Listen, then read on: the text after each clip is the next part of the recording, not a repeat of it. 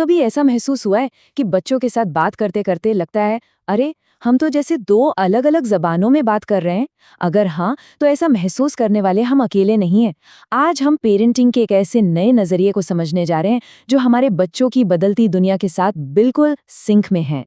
ये एक ऐसा सवाल है जो लगभग हर पेरेंट के मन में कभी ना कभी जरूर आता है। और पता है, इस उलझन के पीछे की वजह बहुत सीधी सी है।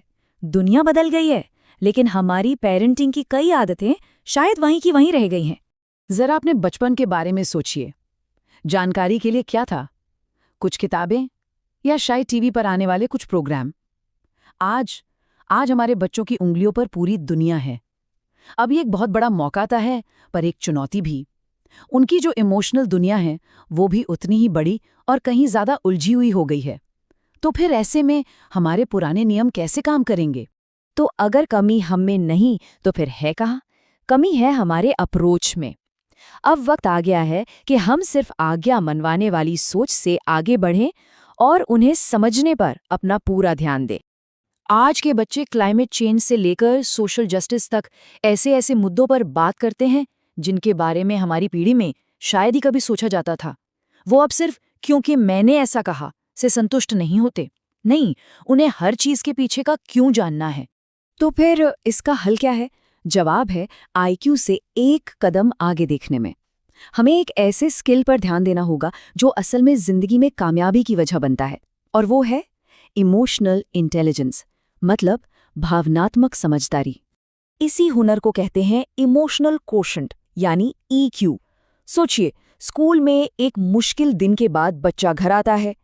ईक्यू उसे अपनी निराशा को सही तरह से जाहिर करने और उसका हल ढूंढने में मदद करता है, बजाय इसके कि वो सब कुछ अपने अंदर ही अंदर दबा ले।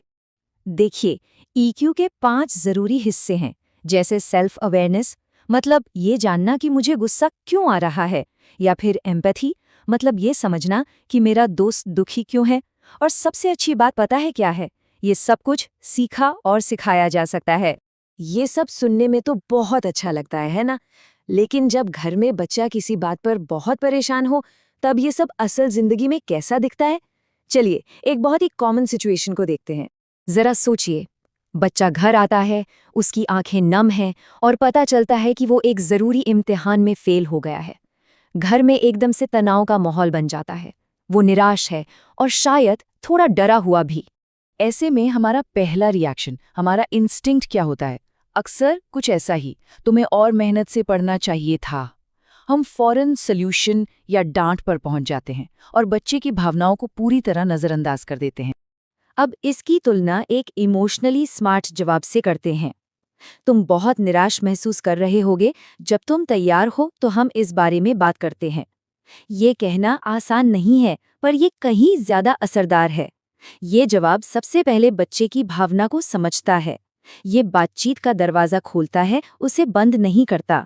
एक माँ ने अपना एक्सपीरियंस शेयर किया था। जब उन्होंने अपनी प्रतिक्रिया इस तरह बदली तो उनकी बेटी ने पहली बार स्कूल की परेशानियों के बारे में उनसे खोलकर बात की।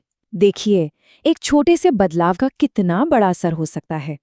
एक जवाब शर्म सिखाता है तो दूसरा विश्वास बनाता है। और ये विश्वास हमें हमारे अगले और शायद सबसे जरूरी सिद्धांत पर लाता है, सुधार से पहले जुड़ाव। मतलब बच्चे के बर्ताव को ठीक करने से पहले उसके साथ अपने रिश्ते को ठीक करना बहुत जरूरी है। इस बारे में एक पल के लिए सोचिए, क्या कोई भी इंसान किसी ऐसे से अपने दिल की बात कहना चाहेगा जिससे उसे डर लगता हो? हमारा मकसद सिखाना है, डराना नहीं। जब बच्चे सुरक्षित महसूस करते हैं, सिर्फ तभी वो अपनी गलतियों और मुश्किलों के बारे में खुलकर बताते हैं। तो ये इमोशनल सेफ्टी कैसे बनाएं? एक तरीका है बिना समाधान दिए सुनने की कला को सीखना। इसका सीधा सा मतलब है, जब बच्चा बात कर रहा हो तो फोन नीचे रख दें, उन्हें अपनी पूरी बात कहने दें बिना टोके, और बस कहें, ये तो सच में बहुत मुश्किल लग रहा है। बस इतना ही। अब एक पल रुककर ईमानदारी से खुद से ये सवाल पूछना जरूरी है। 1 से 5 के स्केल पर एक बच्चा अपनी गलतियां बताने में हमारे साथ कितना सुरक्षित महसूस करता है? जो भी जवाब मन में आया हो, बस उसे ध्यान में रखिए। अच्छा, जैसे जैसे बच्चे बड़े होते हैं, करियर को लेकर होने वाली बातचीत अक्सर तनाव का कारण बन जाती है। चलिए देखते हैं कि इस बातचीत को दबाव मुक्त और ज्यादा मददगार कैसे बनाया जा सकता है। यहाँ बस नजरिए में एक छोटा सा बदलाव लाना है।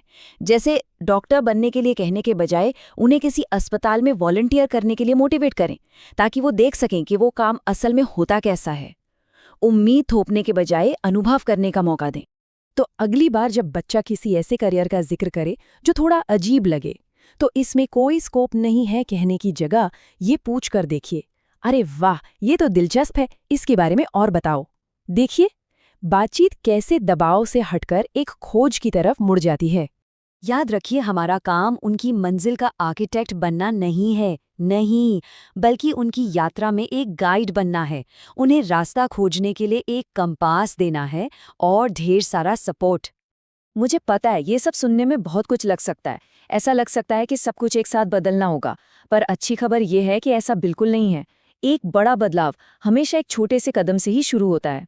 सिर्फ एक चीज़, जैसे मैंने तय किया था कि हर रात सोने से पहले 10 मिनट बिना किसी डिस्ट्रैक्शन के अपने बच्चे के साथ बिताऊंगा।